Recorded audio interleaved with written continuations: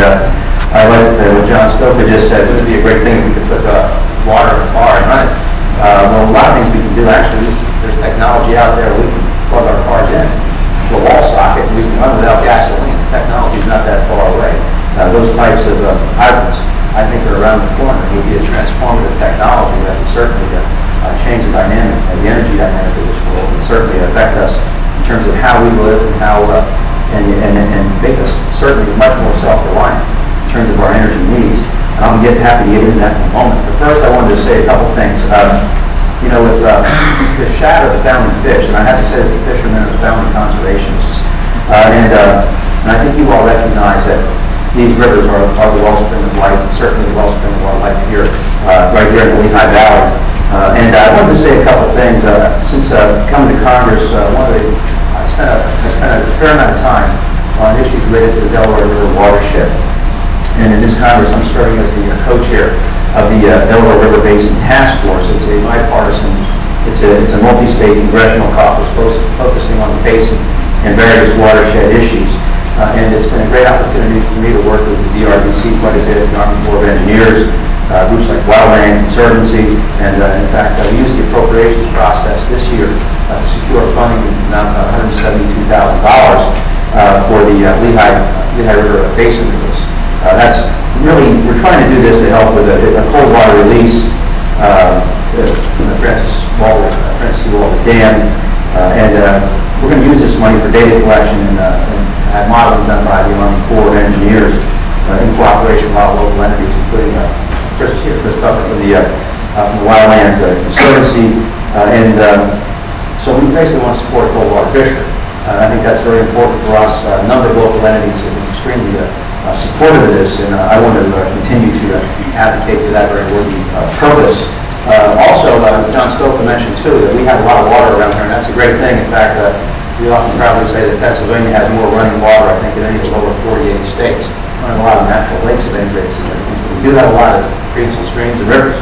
But I would like to say that on that point, sometimes you get a little too much water around here. We have some very serious flooding issues, as you may know.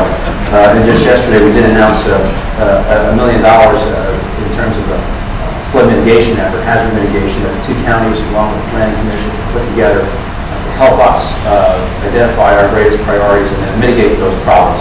And we established 6 or 7 priorities in each of the two counties, and we hope to move very aggressively on those fronts.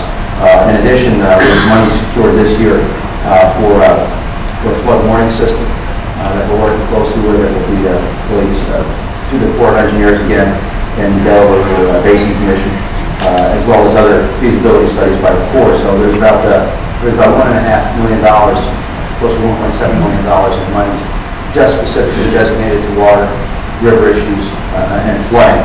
So I just wanted to point that out, as well as funding this year for the Hop Mountain Sanctuary, as well as Lehigh Gap, where they have some very interesting programming going up there to restore that beautiful area. A couple things on energy. I think all of us realize that our nation's dependence on unstable parts of the world for energy is unsustainable.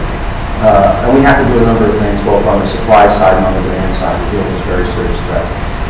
First, on the demand side, earlier this year we supported legislation to increase the corporate average fuel economy for vehicles to improve the overall vehicle performance of the fleet by pretty significantly over several years.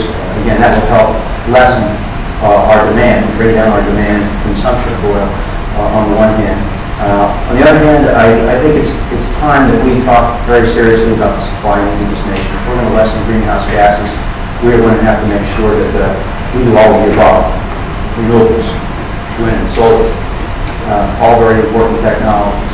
We're going to have a serious discussion about nuclear energy, whether or not we're going to be able to meet the needs of today and tomorrow without it. And of course, there's no carbon emission for that.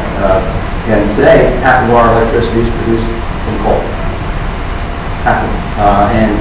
And there's a lot of exciting technology out there in coal technology, but regardless of what happens, coal is going to be part of our future. Our challenge is to help make it a cleaner burning source.